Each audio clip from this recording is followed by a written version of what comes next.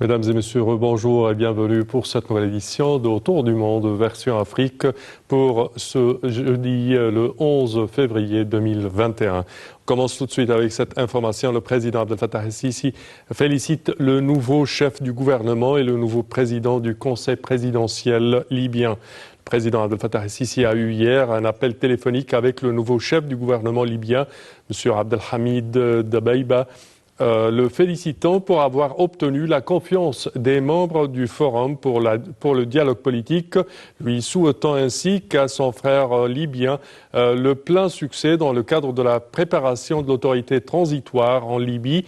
Plus tôt, le président Abdel Fattah el-Sisi a eu un appel téléphonique avec M. Mohamed Al-Mamfi et le félicitant aussi pour sa sélection en tant que nouveau président du conseil présidentiel libyen. Le président el-Sisi a eu mercredi un appel téléphonique avec le nouveau chef du gouvernement libyen, M. Abdelhamid Dbeibeh, le félicitant pour avoir obtenu la confiance des membres du Forum pour le dialogue politique, lui souhaitant ainsi qu'à son frère libyen le plein succès dans le cadre de la préparation de l'autorité transitoire en Libye, visant à promouvoir l'État vers les perspectives du développement. Le président el-Sisi a également affirmé la volonté de l'Égypte de continuer à répondre à tous les besoins des frères libyens pour restaurer la stabilité de leur pays comme une extension du chemin des relations historiques qui unissent les deux peuples frères, basant sur la volonté de l'Égypte d'aider le peuple frère libyen à continuer les mécanismes de la gestion de leur État. Pour sa part, M. Dbeibeh a exprimé ses remerciements pour les félicitations du président el-Sisi, soulignant son souci de consolider les relations historiques égypto-libyennes et d'achever le processus de renforcement des cadres de coopération entre les deux pays dans divers domaines au cours de la période à venir. Et l'Égypte envoie des aides alimentaires au Soudan. 2 avions militaires égyptiens ont décollé mardi vers l'aéroport de Khartoum, ayant à bord des aides alimentaires pour le peuple soudanais, et ce, conformément aux directives du président Abdel Fattah el-Sisi. Dimanche, 3 avions militaires ont décollé de la base aérienne de l'Est du Caire à destination de l'aéroport international de Khartoum, transportant des grandes quantités de vivres et de matériel médical offertes par le ministère égyptien de la Santé et de la Ligue arabe afin de contribuer à alléger le fardeau qui pèse sur les confrères soudanais. Les responsables soudanais ont pour leur part apprécié vivement les aides offertes par les Égyptiens dans cette crise que traverse leur pays et affirmé que cet appui au secteur de la santé du Soudan s'inscrivait dans le cadre des liens historiques et nationaux unissant les deux pays.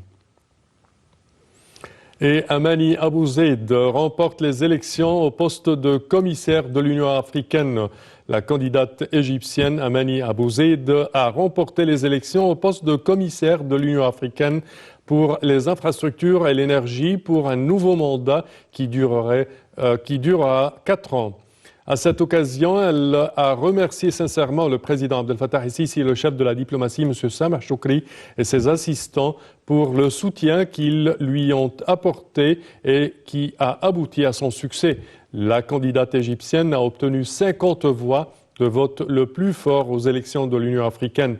Je cite, « Je m'engage à continuer de travailler sérieusement pour hisser le drapeau de l'Égypte et servir notre continent africain dans les domaines du transport, de l'énergie et de l'informatique et pour faire en sorte que l'expérience nationale égyptienne pionnière soit un exemple à suivre dans le monde entier. » C'est ce qu'a souligné Mme Abou Zeid. Et le sommet de l'Union africaine marqué par la Covid-19 et la sécurité. Le 34e sommet de l'Union africaine a pris fin ce dimanche 6 février après 2 jours de réunion. Un sommet un peu particulier puisqu'il était en ligne, la pandémie de la Covid-19 oblige. Félix Tshisekedi, le dirigeant congolais, assure pour 1 an la présidence de l'Union africaine. Moussa Faki a aussi été réélu président de la Commission de l'Union africaine, l'organe exécutif de l'institution, pour 4 ans, et les chefs d'État sont revenus sur plusieurs dossiers importants du continent et de l'organisation. Ce sommet a permis la poursuite de la mise en place de la réforme de l'Union africaine, réforme Kagame et le passage à 6 commissaires au lieu de 8. Les affaires politiques et le département de paix et de sécurité sont désormais liés. De quoi d'abord donner l'espoir d'une commission moins dispersée. Une crise qui a beaucoup fait parler samedi et dimanche, celle de la Covid-19. Le président sud-africain Cyril Ramaphosa l'a évoqué en longueur dès son discours d'ouverture samedi. De nombreux chefs d'État ont salué aussi la collaboration et coordination sur le continent depuis le début de la crise. Samedi, le président sortant de l'Union africaine a aussi appelé le Fonds monétaire international, le FMI, à débloquer de nouvelles ressources pour corriger l'inégalité flagrante des mesures de relance fiscale entre les économies avancées et le reste du monde. Le dossier sécuritaire était aussi au menu du sommet. La prolifération des groupes armés locaux et étrangers, ainsi que la montée en puissance des regroupements terroristes en Afrique centrale, dans la zone sahélienne, ainsi que dans le sud du continent, constituent une vraie menace contre la paix, la sécurité et la stabilité du continent, a insisté Félix Tshisekedi. Il en est ressorti de la nécessité d'éradiquer ces phénomènes. Pour cela, l'Union africaine veut s'appuyer sur le développement du commerce et de l'économie notamment. Elle a salué la mise en place de la zone de libre-échange continentale africaine, la ZLECAf. Et puis, les chefs d'État ont parlé culture également un peu, art, culture, patrimoine. C'est le thème de l'année 2021 de l'Union africaine. Le président malien de la transition, Ba Ndao, a demandé aux États membres de l'Union africaine de consacrer au moins 1% de leur budget à ce domaine d'ici l'an 2030.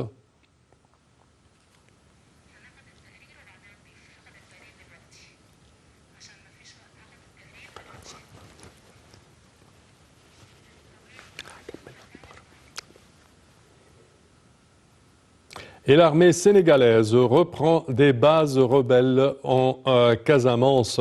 Au Sénégal, l'armée revendique la prise de bases rebelles en Casamance. Mardi, l'armée sénégalaise a indiqué avoir récupéré des armes lors d'une offensive lancée fin janvier avec le soutien de la Guinée-Bissau. C'est des cantonnements appartenant au mouvement des forces démocratiques de Casamance ont été capturés après des tirs d'artillerie et un assaut terrestre. Les alentours de ces bases étaient ponctués de surfaces calcinées, de traces de combat selon les officiers sénégalais.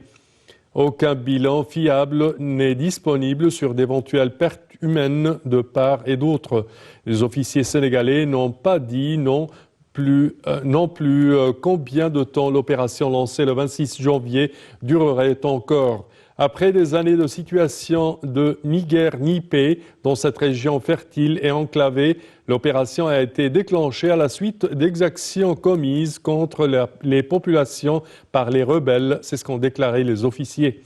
Depuis 1982, le mouvement des forces démocratiques de Casamance mène une rébellion armée dans cette région du nord du Sénégal, séparée par la Gambie. Des tractations de paix avaient été relancées après l'arrivée au pouvoir en 2012 du président Macky Sall. Celle-ci n'avait pas abouti à un accord pour mettre un terme à un conflit qui a fait des milliers de victimes civiles et militaires, ravagé l'économie et poussé de nombreux habitants à fuir.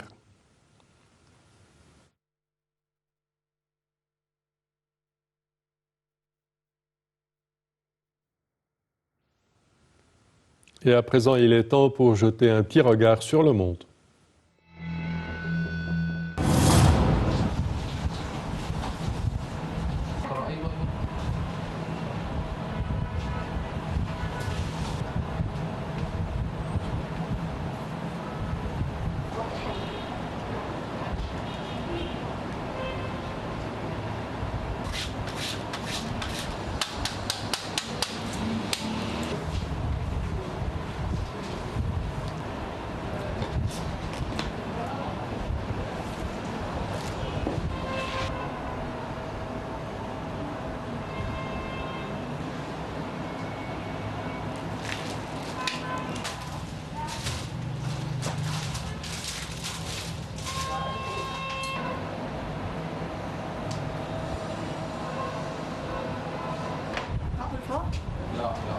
اداها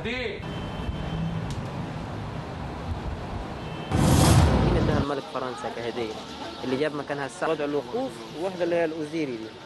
تعال شرح تفصيل، يبقى نبدا من الاول.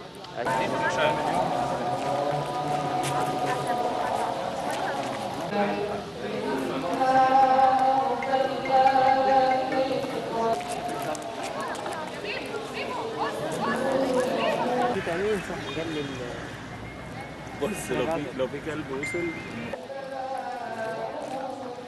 هات لي بقى يا معلم عشان ابقى ارفع عليك. خلاص خلي بالك يا زوز.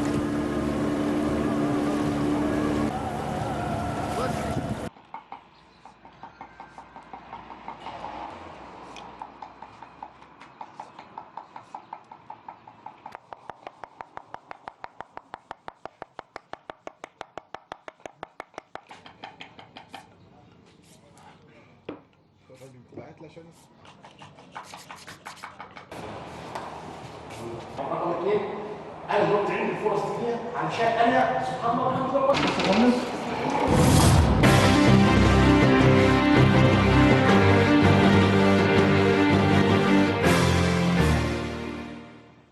Et ceci conclut, chers téléspectateurs, notre édition d'aujourd'hui de Autour du monde version Afrique. Je vous remercie de votre attention et je vous donne rendez-vous la semaine prochaine pour une nouvelle édition. Au revoir.